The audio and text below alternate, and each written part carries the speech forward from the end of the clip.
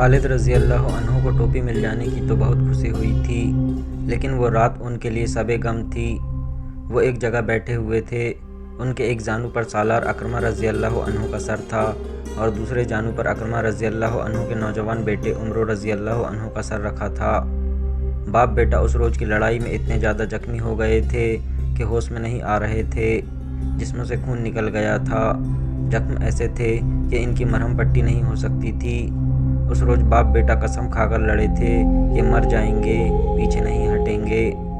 اکرمہ رضی اللہ عنہ خالد رضی اللہ عنہ کے بھتیجے بھی تھے اور دوست بھی۔ ان کا بڑا پرانا ساتھ تھا۔ دونوں مانے ہوئے شہسوار اور شمشیر جن تھے۔ خالد رضی اللہ عنہ کو اپنے اتنے عزیز ساتھی کے بچھڑ جانے کا بہت دکھ تھا۔ اکرمہ رضی اللہ عنہ کا نوجوان بیٹا بھی دنیا سے رخصت ہو رہا تھا۔ خالد رضی اللہ عنہ نے پانی اپنے پاس رکھا ہوا تھا۔ وہ پانی میں اپنا ہاتھ ڈبوتے اور انگلیاں جوڑ کر کبھی اکرمہ رضی اللہ عنہ کے نیم و ہونٹوں پر رکھتے، کبھی ان کے بیٹے عمرو رضی اللہ عنہ کے ہونٹوں پر، مگر قطرہ قطرہ پانی جو باپ بیٹے کے منہ میں جا رہا تھا وہ آب حیات نہیں تھا۔ اللہ نے اس عظیم باپ اور اس کے بیٹے کو فرائض سے شبکدوش کر دیا تھا۔ اس طرح اکرمہ رضی اللہ عنہ نے اور اس کے فوراً بعد ان کے بیٹے نے خالد رضی اللہ عنہ کی گود میں سر رکھے جانے جان آفری کے سپرد کر دی۔ خالد رضی اللہ عنہ کے آنسو نکل آئے۔ کیا ابن حنتمہ اب بھی کہتا ہے کہ بنی مخزوم نے جانیں قربان نہیں کی؟ خالد رضی اللہ عنہ نے کہا۔ حنتمہ خلیفۃ المسلمین عمر رضی اللہ عنہ کی والدہ کا نام تھا۔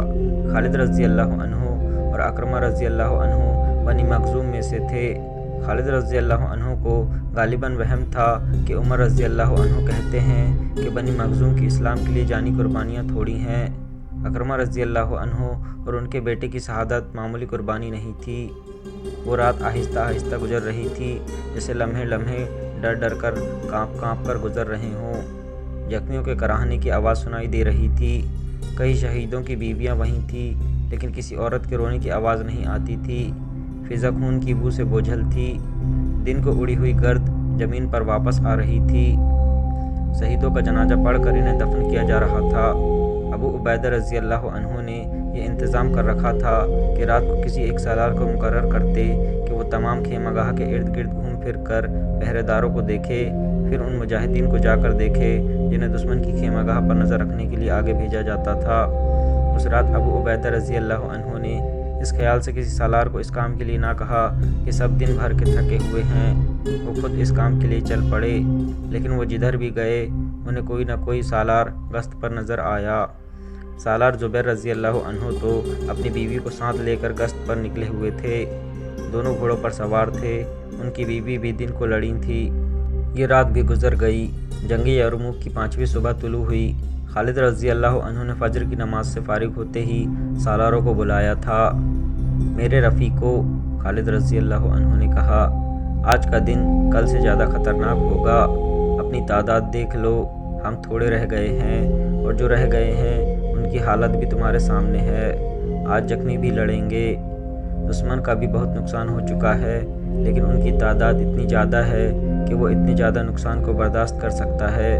تم نے دشمن کے لڑنے کا انداز دیکھ لیا ہے۔ صرف یہ خیال رکھو کہ مرکزیت قائم رہے۔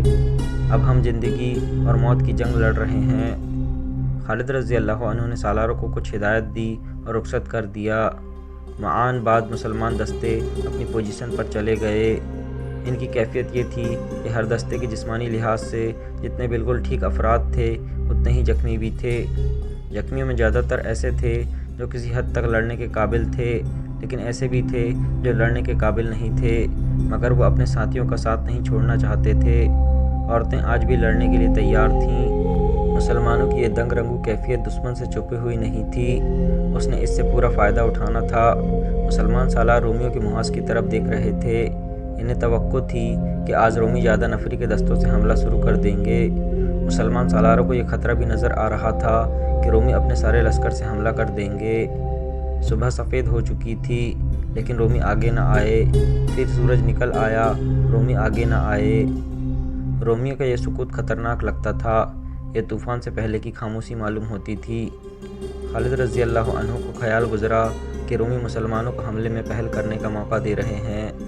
خالد رضی اللہ عنہ پہل نہیں کرنا چاہتے تھے، وہ کچھ وقت اور دفاع کو ہی بہتر سمجھتے تھے۔ آخر رومیوں کی طرف سے ایک سوار آتا دکھائی دیا۔ رومیوں کے لشکر نے کوئی حرکت نہ کی۔ سوار مسلمان دستوں کے سامنے آ کر رک گیا۔ وہ کوئی عیسائی عرب تھا، عربی روانی سے بولتا تھا۔ میں اپنے سالار اعلیٰ مہان کا ایلچی ہوں، اس نے اعلان کرنے کے انداز سے کہا۔ تمہارے سالار اعلیٰ سے ملنے آیا ہوں۔ سالار اعلیٰ ابو عبیدہ رضی اللہ عنہ ہی تھے۔ یہ تو انہوں نے اپنے طور پر خالد رضی اللہ عنہ کو سالار اعلیٰ کے اختیارات دے رکھے تھے۔ ذمہ داری بہرحال ابو عبیدہ رضی اللہ عنہ کی تھی اور اہم فیصلے انہوں نے ہی کرنے تھے۔ وہ آگے چلے گئے۔ خالد رضی اللہ عنہ وہاں سے ذرا دور تھے۔ ان کے کان کھڑے ہوئے اور وہ ان کی طرف چل پڑے۔ کہو روم کے ایلچی، ابو عبیدہ رضی اللہ عنہ نے پوچھا، کیا پیغام لائے ہو؟ سالار اعلیٰ مہان نے کہا ہے کہ چند دنوں کے لیے لڑائی روک دی جائے۔ ایلچی نے کہا، کیا آپ رضامند ہوں گے؟ کیا تمہارے سالار اعلیٰ نے کوئی وجہ نہیں بتائی؟ ابو عبیدہ رضی اللہ عنہ نے پوچھا۔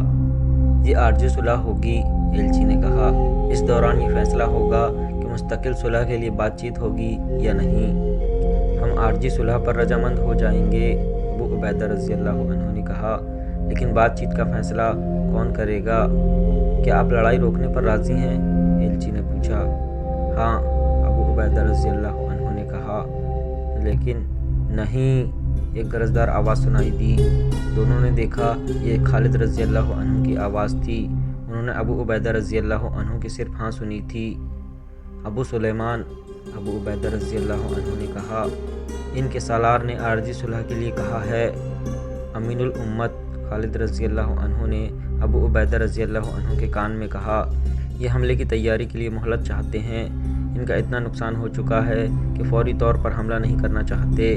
مجھے اجازت دیں کہ اس ایلچی کو پورا جواب دے سکوں۔ اے سلطنت روم کے ایلچی، ابو عبیدہ رضی اللہ عنہ نے ایلچی سے کہا، صلح سمجھوتے کا وقت گزر گیا ہے۔ اپنے اتنے زیادہ آدمی مروا کر میں یہ نہیں کہلوانا چاہتا کہ میں اپنے اتنے زیادہ مجاہدین کا خون جائے کر آیا ہوں۔ لڑائی جاری رہے گی۔ ابو عبیدہ رضی اللہ عنہ نے گھوڑا موڑا اور خالد رضی اللہ عنہ کے ساتھ اپنے محاذ کی طرف چل پڑے۔ ابو سلیمان، ابو عبیدہ رضی اللہ عنہ نے کہا، اپنے مجاہدین کی حالت دیکھتے ہوئے میں نے سوچا تھا کہ انہیں آرام مل جائے گا اور کچھ زخمی ٹھیک ہو جائیں۔ کیا تو دیکھ نہیں رہا کہ سب دیکھ رہا ہوں ابن ذراح، خالد رضی اللہ عنہ نے کہا، لیکن حالت ہمارے دشمن کی بھی ٹھیک نہیں، ورنہ وہ صلح کا دھوکہ نہ دیتا۔ رومیوں کے ساتھ بہت سے قبیلے آئے تھے۔ رومی سالاروں نے انہی کو سب سے پہلے مروایا ہے اور اپنی باقاعدہ فوج کو وہ بہت کم استعمال کر رہے ہیں۔ یہ قبیلے باغی ہو گئے ہوں گے یا ان کا دم خم ٹوٹ چکا ہوگا۔ ہم انہیں سنبھلنے کی مہلت نہیں دیں گے۔ کیا تو ان پر حملے کی سوچ رہا ہے؟ ابو عبیدہ رضی اللہ عنہ نے پوچھا۔ کیا تو سوچنے کے قابل نہیں رہا امین الامت؟ خالد رضی اللہ عنہ نے کہا، آ مل کر سوچیں گے۔ خالد رضی اللہ عنہ نے جو سوچا وہ بڑا ہی پرخطر اور دلیرانہ اقدام تھا۔ وہ دن جو جنگ کا 5واں دن تھا بغیر لڑائی کے گزر گیا۔ دستوں کو ایک دن کا تو آرام مل گیا، لیکن سالاروں نے آرام نہ کیا۔ خالد رضی اللہ عنہ نے سالاروں کو ساتھ مصروف رکھا۔ انہوں نے 8000 گھڑ سوار الگ کر کے ایک دستہ بنا لیا۔ سالاروں کو اپنا نیا منصوبہ سمجھایا۔ انہوں نے یہ منصوبہ اپنے جن پیادہ اور سواروں کے لیے بنایا تھا، ان میں آدھی تعداد زخمی تھی۔ ایسا خطرہ خالد رضی اللہ عنہ ہی مول لے سکتے تھے۔ چھٹے دن کی صبح طلوع ہوئی۔ رومی لشکر آگے آ گیا۔ مسلمان میدان میں نئی ترتیب سے موجود تھے۔ رومی سالار گری گری گھوڑے پر سوار آگے بڑھا۔ گری گری ان دستوں کا سالار تھا جن کے 10 سپاہی ایک ایک زنجیر سے بندھے ہوئے تھے۔ گری گری نے دونوں فوجوں کے درمیان گھوڑا روکا۔ کیا تمہارے سالار اعلیٰ میں ہمت ہے کہ میرے مقابلے میں آئے؟ گری گری نے للکار کر کہا۔ ابو عبیدہ رضی اللہ عنہ نے اپنے گھوڑے کو ایڑ لگائی اور گری گری کی طرف گئے۔ رک جا ابن ذراح، خالد رضی اللہ عنہ نے ابو عبیدہ رضی اللہ عنہ کو پکارا اور گھوڑا دوڑا کر ان کے قریب چلے گئے۔ کہنے لگے، تو آگے نہیں جائے گا، مجھے جانے دے۔ آہ ابو سلیمان، ابو عبیدہ رضی اللہ عنہ نے کہا، وہ مجھے للکار رہا ہے۔ امین الامت کو روک لو۔ متعدد سالاروں نے شور مچایا، ابن ولید کو جانے دو۔ مورخ لکھتے ہیں کہ گری گری کو مسلمان سالار ماہر تیغ جن سمجھتے تھے۔ تیغ زنی میں ابو عبیدہ رضی اللہ عنہ بھی کم نہ تھے، پھر بھی سب خالد رضی اللہ عنہ کو گری گری کی ٹکر کا آدمی سمجھتے تھے، لیکن ابو عبیدہ رضی اللہ عنہ نے کسی کی نہ سنی اور گری گری کے مقابلے کے لیے چلے گئے۔ گری گری نے ابو عبیدہ رضی اللہ عنہ کو اپنی طرف آتے دیکھا تو اس نے گھوڑے کو ایڑ لگائی اور اس طرح ایک طرف لے گیا جیسے وہ پہلو کی طرف سے آ کر تلوار کا وار کرنا چاہتا ہو۔ ابو عبیدہ رضی اللہ عنہ نے گھوڑا روک لیا اور گری گری کو کنکھیوں سے دیکھتے رہے۔ گری گری نے اپنے ہی انداز سے گھوڑا گھما کر اور دوڑا کر ابو عبیدہ رضی اللہ عنہ پر وار کیا۔ وار ایسا تھا جو لگتا تھا روکا نہیں جا سکے گا، لیکن ابو عبیدہ رضی اللہ عنہ نے وار روک کر گھوڑے کو گھمایا اور بڑی پھرتی سے وار کیا۔ گری گری نے وار روک لیا۔ اس کے بعد تلواریں ٹکراتی اور گھوڑے اپنے سواروں کو پیتروں کے مطابق گھومتے مڑتے، دوڑتے اور رکتے رہے۔ دونوں سالار شمشیر جنی کے استاد معلوم ہوتے تھے۔ دونوں کے وار بڑے ہی تیز تھے اور ہر وار لگتا تھا کہ حریف کو کاٹ دے گا۔ دونوں فوجیں اپنے اپنے سالار کو چلا چلا کر داد دے رہی تھیں۔ کبھی دونوں فوجیں یوں دم بخود ہو جاتی جیسے وہاں کوئی انسان موجود ہی نہ ہو۔ گری گری نے ایک وار کیا جو ابو عبیدہ رضی اللہ عنہ نے روک لیا۔ ابو عبیدہ رضی اللہ عنہ وار کرنے لگے تو گری گری نے گھوڑا دوڑا دیا اور ابو عبیدہ رضی اللہ عنہ کے ارد گرد گھومنے لگا۔ ابو عبیدہ رضی اللہ عنہ وار کرنے کو بڑھتے تو وہ رک کر وار روکنے کی بجائے گھوڑے کو پرے کر لیتا۔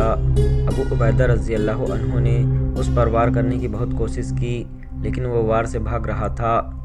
ایسے نظر آتا تھا جیسے وہ مقابلے سے منہ موڑ رہا ہو۔ ابو عبیدہ رضی اللہ عنہ اس کے پیچھے ہو گئے۔ آخر اس نے گھوڑے کا رخ اپنے لشکر کی طرف کر دیا۔ ابو عبیدہ رضی اللہ عنہ اس کے پیچھے پیچھے گئے اور اس کا پیچھا کرتے رہے۔ اس نے گھوڑے کی رفتار تیز کر دی۔ ابو عبیدہ رضی اللہ عنہ نے بھی رفتار بڑھا دی۔ رومی لشکر پر تو خاموشی طاری ہو گئی، لیکن مسلمانوں نے داد و تحسین کا شور بپا کر دیا۔ رومی سالار مقابلے سے منہ موڑ کر بھاگ گیا تھا۔ گری گری نے گھوڑے کو ایک طرف موڑا اور رفتار اور تیز کر دی۔ ابو عبیدہ رضی اللہ عنہ نے گھوڑے کو ایڑ لگائی اور اس کے قریب چلے گئے۔ گری گری نے گھوڑا فوراً گھما کر ابو عبیدہ رضی اللہ عنہ کے سامنے کر دیا۔ یہ اس کی چال تھی۔ وہ بھاگ نکلنے کا دھوکہ دے رہا تھا۔ دھوکہ یہ تھا کہ وہ اچانک گھوم کر ابو عبیدہ رضی اللہ عنہ پر وار کرے گا اور انہیں وار روکنے کی مہلت نہیں ملے گی۔ مورخ طبری اور بالاجی نے لکھا ہے کہ ابو عبیدہ رضی اللہ عنہ چوکنے تھے اور گری گری کے دھوکے کو سمجھ گئے تھے۔ گری گری فوراً پیچھے کو گھوڑا موڑ کر وار کرنے لگا تو ابو عبیدہ رضی اللہ عنہ کی تلوار پہلے ہی حرکت میں آ چکی تھی۔ گری گری کی گردن موجود زاویے پر تھی۔ ابو عبیدہ رضی اللہ عنہ کا وار سیدھا گردن پر پڑا، جس سے گردن کی ہڈیوں کا جوڑ کٹ گیا اور گردن ایک طرف لڑک گئی۔ گری گری گھوڑے سے گر پڑا۔ مسلمانوں نے داد و تحسین کا گل گپاڑا کر دیا۔ دستور کے مطابق ابو عبیدہ رضی اللہ عنہ کو گھوڑے سے اتر کر گری گری کی تلوار خود اور زرہ اتار لینی چاہیے تھی، لیکن وہ گھوڑے سے نہ اترے۔ کچھ دیر گری گری کو تڑپتا دیکھتے رہے۔ جب اس کا جسم بے حس ہو گیا تو ابو عبیدہ رضی اللہ عنہ نے گھوڑے کو ایڑ لگائی اور اپنی صفوں میں آ گئے۔ ابن ولید ابو عبیدہ رضی اللہ عنہ کو خراج تحسین پیش کرنے کے لیے نہ رکے۔ وہ گھڑ سوار دستے کے پاس چلے گئے جو انہوں نے اس روز کی جنگ کے لیے تیار کیا تھا۔ 8000 سواروں کے اس دستے کو دائیں پہلو پر عمرو بن عاص رضی اللہ عنہ کے دستوں کے عقب میں ایسی جگہ کھڑا کیا گیا تھا جہاں سے یہ دشمن کو نظر نہیں آ سکتا تھا۔ خالد رضی اللہ عنہ نے اپنی تمام فوج کو سامنے کا حملہ کرنے کا حکم دے دیا۔ رومی سالار حیران ہوئے ہوں گے کہ مسلمان سالاروں کا دماغ جواب دے گیا ہے کہ انہوں نے ایک ہی بار ساری فوج کو حملے میں جھونک دیا ہے۔ رومیوں نے یہ بھی نہ دیکھا کہ مسلمانوں کے گھڑ سوار دستے حملے میں شریک نہیں۔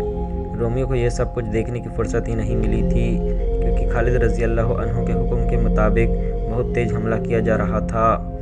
رومی کی بہت سی نفری ہلاک اور شہید زخمی ہو چکی تھی، پر پھر بھی ان کی نفری مسلمانوں کی نسبت سہ گنا تھی۔ مسلمانوں کا جانی نقصان بھی ہوا۔ اتنی کم نفری کا اتنی بڑی تعداد پر حملہ خودکشی کے برابر تھا۔ انہیں آنے دو، رومی سالار مہان چلا رہا تھا، اور آگے آنے دو، یہ ہمارے ہاتھوں مرنے کے لیے آ رہے ہیں۔ خالد رضی اللہ عنہ 8000 سواروں کو پیچھے لے جا کر رومیوں کے بائیں پہلو سے پرے لے گئے۔ انہوں نے سالار عمرو بن عاص رضی اللہ عنہ سے کہا تھا کہ رومیوں کے اس پہلو پر تیز اور زوردار حملہ کریں۔ عمرو بن عاص رضی اللہ عنہ نے حکم کی تعمیل کی اور جانیں لڑا دیں۔ خالد رضی اللہ عنہ چاہتے تھے کہ دشمن کے پہلو کے دستوں کو سامنے سے الجھا لیا جائے۔ عمرو بن عاص رضی اللہ عنہ نے خالد رضی اللہ عنہ کا یہ مقصد پورا کر دیا۔ خالد رضی اللہ عنہ نے 8000 سواروں میں سے 2000 سواروں کا ایک دستہ الگ کر دیا تھا۔ انہوں نے جب دیکھا کہ دشمن کے پہلو کے دستے عمرو بن عاص رضی اللہ عنہ کے دستوں سے الجھ گئے ہیں تو 6000 سواروں کے ساتھ رومیوں کے پہلو والے دستوں کے خالی پہلو کی طرف سے حملہ کر دیا۔ رومیوں کے لیے حملہ غیر متوقع تھا، ان کے پاؤں اکھڑ گئے۔ عمرو بن عاص رضی اللہ عنہ نے اپنے حملوں میں شدت پیدا کر دی۔ دشمن کے انہی دستوں پر سامنے سے سرجل رضی اللہ عنہ بن حسنہ نے بھی حملہ کیا تھا۔ خالد رضی اللہ عنہ نے جن 2000 سواروں کو الگ کیا تھا انہیں حکم دیا تھا کہ وہ دشمن کے اس سوار دستے پر حملہ کرے جو اپنے پہلو کے دستوں کی مدد کے لیے تیار تھا۔ ان 2000 سواروں کے لیے حکم یہ تھا کہ وہ دشمن کے سوار دستے کو روکے رکھے، یعنی حملہ شدید نہ کرے بلکہ دشمن کو دھوکے میں رکھے۔ بعد میں پتہ چلا تھا کہ رومیوں کا یہ سوار دستہ خاص طور پر تیار کیا گیا تھا۔ اسے ہر جگہ مدد کے لیے پہنچنا تھا جہاں مدد کی ضرورت تھی۔ مسلمان سواروں نے اس سوار دستے کو اس طرح الجھایا کہ حملے کرتے اور پیچھے یا دائیں بائیں نکل جاتے، پینترا بدل کر پھر آگے بڑھتے اور ہلکی سی جھڑپ لے کر ادھر ادھر ہو جاتے۔ خالد رضی اللہ عنہ کی یہ چال کارگر ثابت ہوئی۔ انہوں نے دشمن کے مقابلے میں اتنی کم تعداد کو ایسی عقل مندی سے استعمال کیا تھا کہ دشمن کے پہلو کے دستوں کے پاؤں کھڑ گئے۔ ان دستوں کو توقع تھا کہ مشکل کے وقت سوار دستے مدد کو آئیں گے، لیکن مدد کو آنے والے سواروں کو خالد رضی اللہ عنہ کے 2000 سواروں نے آنکھ میں چولی جیسی جھڑپوں میں الجھا رکھا تھا۔ دشمن کے پہلو کے دستے ایک بار پھر پیچھے ہٹے تو خالد رضی اللہ عنہ نے 6000 سواروں سے حملے میں شدت پیدا کر دی۔ مہان نے خود آ کر اپنے دستوں کو جم کر لڑانے کی کوشش کی، لیکن اس کا سوار دستہ بری طرح بکھرنے اور پیچھے ہٹنے لگا۔ پیادہ دستے سوار دستوں کی مدد کے بغیر نہیں لڑ سکتے تھے، وہ بے طرح بکھرنے اور بھاگنے لگے۔ بھاگنے والے پیادہ دستے آرمینی تھے۔ مورخ لکھتے ہیں کہ ان کے بھاگنے کی ایک وجہ تو مسلمانوں کے سوار دستے کا حملہ تھا اور ان پر سامنے سے بھی بہت زیادہ دباؤ پڑ رہا تھا، اور دوسری وجہ یہ تھی کہ آرمینی سالاروں نے محسوس کیا کہ انہیں دانستہ سواروں کی مدد سے محروم رکھا جا رہا ہے۔ ان کے پیچھے عیسائی عرب تھے جن کا سالار جبلہ بن اہم تھا۔ انہوں نے بھی رسالے کی مدد نہ آنے کو غلط سمجھا اور لڑنے سے منہ موڑ گئے۔ مورخ لکھتے ہیں کہ آرمینیوں اور عیسائیوں کی پسپائی بھگدڑ کی مانند تھی۔ دو مورخوں نے اسے سیلاب بھی کہا ہے، جس کے آگے جو کچھ بھی آتا ہے سیلاب اسے ساتھ بہا لے جاتا ہے۔ رومیوں کے بائیں پہلو سے بھاگنے والے دستوں کی تعداد 40000 بتائی گئی ہے۔ 40000 انسانوں کی بھگدڑ ایسا بے قابو سیلاب تھا جو اپنے سالاروں کو بھی اپنے ساتھ بہا لے گیا، یہاں تک کہ سالار اعلیٰ مہان جو ابھی میدان نہیں چھوڑنا چاہتا تھا اپنے محافظوں سمیت اس سیلاب کی لپیٹ میں آ گیا اور بہتا چلا گیا۔ یہ کامیابی خالد رضی اللہ عنہ کی عسکری دانش کا حاصل تھی۔ انہوں نے دشمن کے پیادوں کو سواروں کی مدد سے محروم کر دیا تھا اور سواروں سے پیادوں پر حلہ بول دیا تھا۔ خالد رضی اللہ عنہ کے آگے بڑھنے کا رخ مہان اور اس کے 2000 سوار محافظوں کی طرف تھا۔ ادھر ابو عبیدہ رضی اللہ عنہ اور یزید بن ابو سفیان رضی اللہ عنہ اپنے سامنے کے دستوں پر اس انداز سے حملہ کر رہے تھے کہ بھرپور لڑائی بھی نہیں لڑتے تھے اور پیچھے بھی نہیں ہٹتے تھے۔ ابو عبیدہ رضی اللہ عنہ نے دشمن کے ان دستوں کو روکا ہوا تھا جو جنجیروں سے بندھے ہوئے تھے۔ یہ دستے تیزی سے آگے پیچھے نہیں ہو سکتے تھے۔ خالد رضی اللہ عنہ دشمن کے اس رسالے کو جس نے سارے محاذ کو مدد دینی تھی بکھیر کر بھگا چکے تھے۔ اس رسالے کو کھل کر لڑنے کا موقع بھی نہیں دیا گیا تھا۔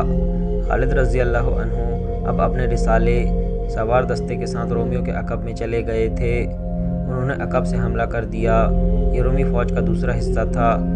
ان پر اپنے بائیں کے دستوں اور سوار دستوں کے بھاگنے کا بہت برا اثر پڑ چکا تھا۔ مہان کے غائب ہو جانے کی وجہ سے مرکزیت بھی ختم ہو گئی تھی۔ اب سالار اپنی اپنی لڑائی لڑ رہے تھے، وہ اب صرف دفاع میں لڑتے تھے۔ کسی بھی فوج کا بڑا حصہ بھاگ نکلے اور کمک کی امید نہ رہے تو اس صورت میں یہی ہو سکتا ہے کہ اپنی جانیں بچانے کے لیے لڑا جاتا ہے اور موقع ملتے ہی پسپائی اختیار کی جاتی ہے۔ رومی لشکر کے لیے صورتحال پیدا ہو چکی تھی۔